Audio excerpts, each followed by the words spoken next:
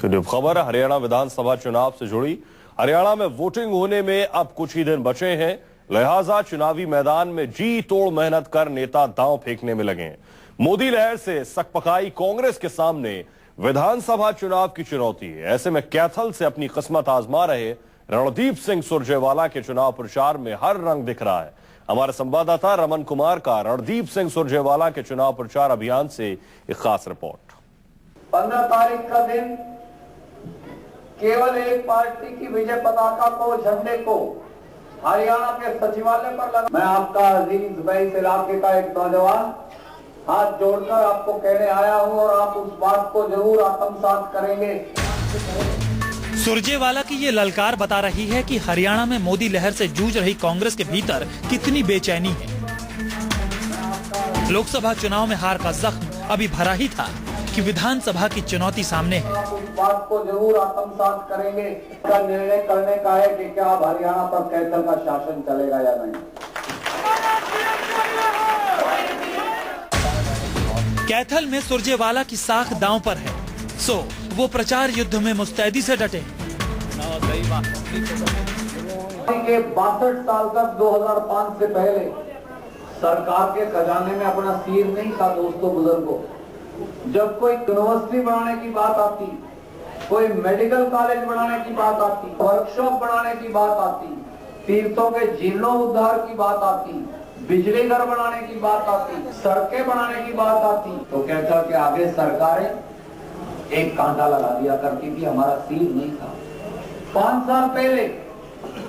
साल पहले आपने अपने इस अजीज को मौका दिया था। पूरे ठेठ हरियाणवी अंदाज में चुनाव प्रचार कर रहे हैं रणदीप सुरजेवाला। मंच पर लोक लुभावन भाषणों की बौछार होती है तो लोक संगीत का रस भी बरसता है।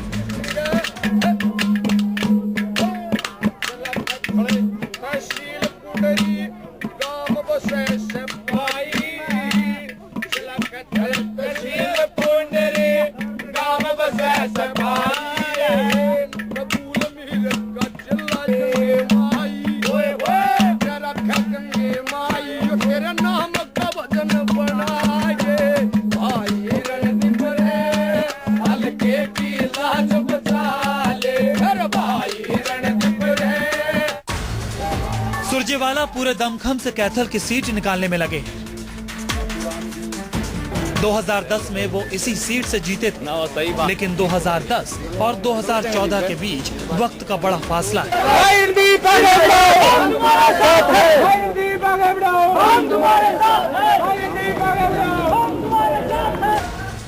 सियासत के दरिया में काफी पानी बह चुका है। दिल्ली में मोदी की धमक है तो दिल्ली से सटे हरियाणा में भी कांग्रेस के खिलाफ बहती हवा को साफ साफ महसूस किया जा सकता है। कैथल में हमारे संवाददाता रमन कुमार ने मतदाताओं के नब्ज टटोलने की कोशिश की। क्या समस्या क्या है, आप लोगों की क्या दिक्कत है? पानी की बस पानी की रह बस हमारे तो पानी की है ना, पानी नहीं है। पानी आप लोगों के पास नहीं आता है तो आपने अपने विधायक से जाके मिले? नहीं मिले। वोट है मेरा तो बस एक छोरा लगाना चाहिए। कहाँ पे? पढ़ रहे लिख रहे हम दिहाड़ी दूड़ी करके पढ़ावा कहाँ लगाना चाहिए? नौकरी। तो आप चाहते हैं कॉलोनी हो जाए?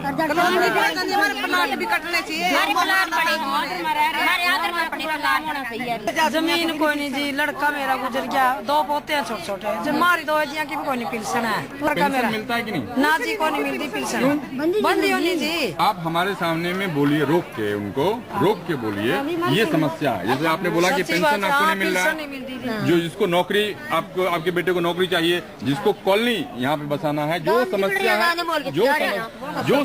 है आप लोगों की, उस समस्या को अभी आप रणदीप सुरजेवाला को रोक के बोलिए। हम भी देखना चाहते हैं कि क्या रणदीप सुरजेवाला क्या बोलते हैं और हम सवाल भी करेंगे। हमारे संवाददाता रमन कुमार ने महिलाओं से सीधे सवाल पूछने को कहा।